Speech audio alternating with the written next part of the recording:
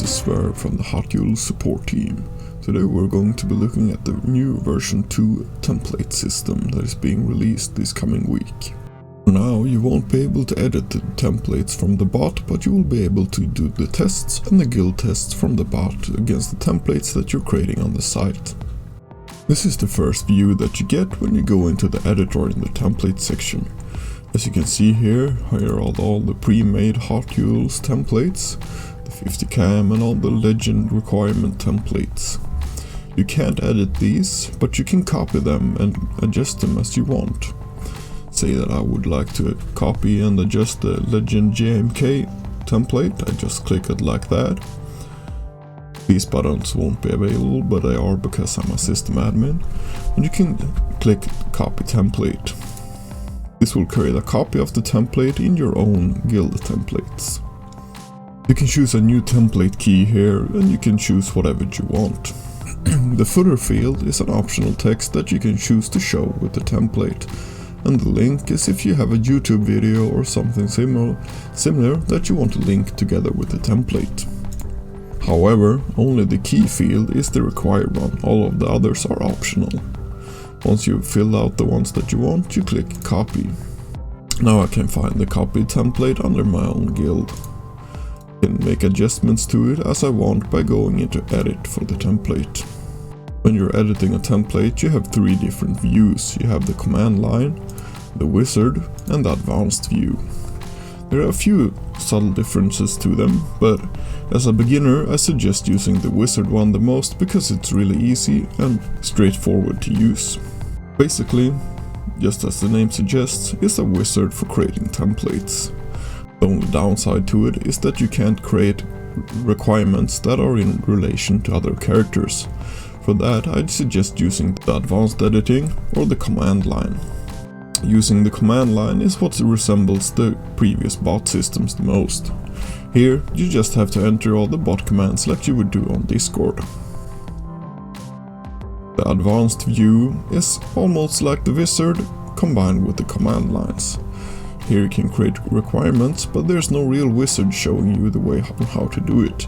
You have to select all the requirements yourself. The command line, as I mentioned earlier, is basically this previous bot system, where you enter the commands in the fields here and they will be inputted as requirements. So if you're very familiar with the bot system, you can use this just straightforward as you would be using the bot before. You enter the category here and the drop down menu will be showing previous categories that are already in the template. Then you enter the command. Once you've done that, you press create and the requirement will be added to the template.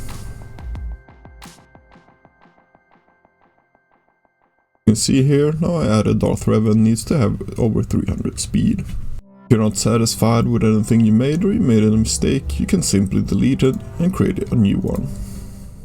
That's all there is to the command line, since it's pretty basic, but it's also the same as what we had with the bot. The wizard, however, offers a lot more features, but is a lot more easier to use because you don't need any previous experience with using the templates in order to learn it. First off, you can choose a unit category. This is just to make it simpler for you to filter. Because as you can see here, now all the units are in this drop down menu, but if I were to choose Bad Batch, only Bad Batch characters would appear there. It has nothing to do with the requirements that are created. Once you've chosen a character, all the other fields start to populate. From here you can set all the requirements you want straight away, and then the program will be creating all of the necessary tests that you need to meet those requirements. Say that I would need a minimum relic level of 4, a GP of over 20,000, and I need him to have the Zeta different path. I also want the mods to be pretty specific. I want protection primaries and then a speed arrow. This section for the mod sets you can customize pretty much. You can choose to force the mod sets that you are selecting. You can choose to have only the mod sets that you have selected. And you can choose to have any of the ones that you've selected. If you hover your mouse over each of these, you will get a pretty good description of what they do. But for this test I'm gonna make sure that it has a speed mod set on him. After that you can also choose any of the stats. Fill these fields with the ranges of the stat that you want. Say I want him to have at least 280 speed, but not more than 320. After that you create a category and you can choose a category description. You can also choose the category to be optional, but we will be trying that a little later. And as you can see down here, these are the previous categories that I created under this same template. Once I'm satisfied with the requirements that I set, I click create test. And as you can see here, the bot is creating 9 tests for this category. Once it's done, it will pop up down here. I can click that to see if all of the tests that I created are satisfactory. If I don't like any of them, I can delete them straight here, or I can just choose to edit the category. I click edit category, I can change the category description, choose it to be an optional category, and then I can click update category to save those changes, or click cancel update to change my mind. That's all for the wizard. We're going to go through the advanced view mode now. So first off, we choose the character. I want to set a requirement for BB8, and then I want to check his speed, and this is called the left expression formula. Here you can change the left character's stat. So if I want him to have more speed, I just add a plus 20 here to make sure that the calculation will take that into account when doing the testing the requirement. After that, I choose a comparator. I want it to be greater than. I can choose here if I want to select another unit to compare it against, or I can just fill out this field if I want it to be greater than a set number. I'm gonna choose a unit, and then we're going to choose Ray Jedi Training. I'm gonna check her speed. We're just going to make sure that BB8 has plus 20 speed greater than Ray Jedi Training plus 10 speed. And this is the right expression formula, and for this one you can change the base speed or the base stat of the character on the right side of the expression. Basically what we've done here is we've changed we created a test testing for BB8 speed plus 20 if it's greater than Ray Jedi Training's speed plus 10. As before, I can create a category, I can create a category description, and I can choose them to be optional if I want. Pressing create test will create this test as a new category.